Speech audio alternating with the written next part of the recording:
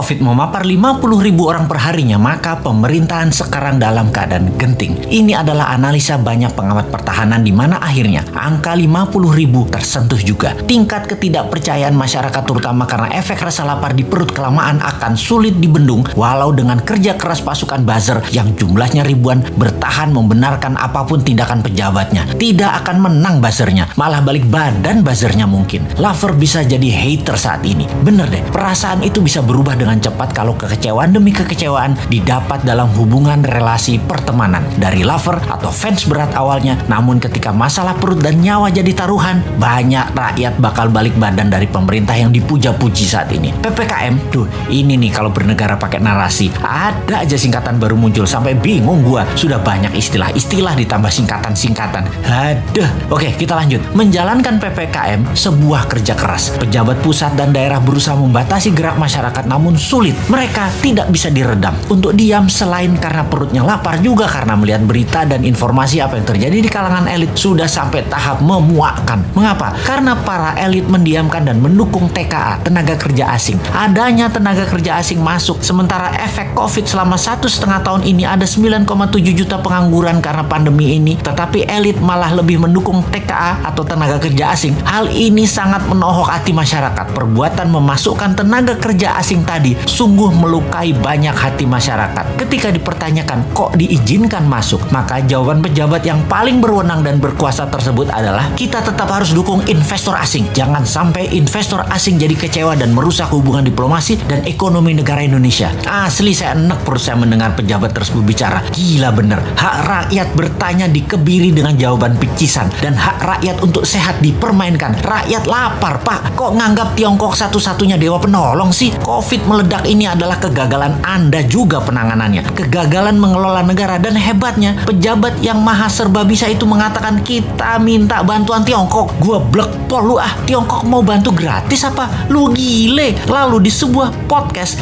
jawaban Anda pedagang bener deh. Asli Anda ini pedagang. Gua pikir lu negarawan. Kok bisa yang maha baik di pucuk pimpinan masih menggunakan orang seperti begini? Ampun Gusti, ujian apa bangsa ini sampai diberikan dan mendapat pemimpin dan pejabat model begini? Wahai Tuhan yang maha membalikkan hati, sudahilah hati mereka yang tersangkut karena kesederhanaan pencitraan, menjadi mereka mendapat melihat dari sisi yang lain, dan ingatkan kepada dirinya bahwa selama ini ketika rakyat membelanya bukan berarti selamanya membela dirinya. Kalau nggak amanah, kalau hanya dia lagi yang diuntungkan, kalau pajak makin tinggi, kalau makan makin mahal, kalau kesehatan makin memburuk, ketika ketidakamanan terbukti dan yang tadinya mendukung memberikan amanah ke Anda, mereka punya hak mengambilnya kembali. Jangan marah dan kecewa wahai para pejabat yang terpilih. Anda menentukan jalan hidup Anda sendiri. Manusia menulis sejarah hidupnya sendiri. Begitu juga Anda para pejabat. Sejarah apa yang mau kalian tulis atas jalan hidup Anda kelak dikenal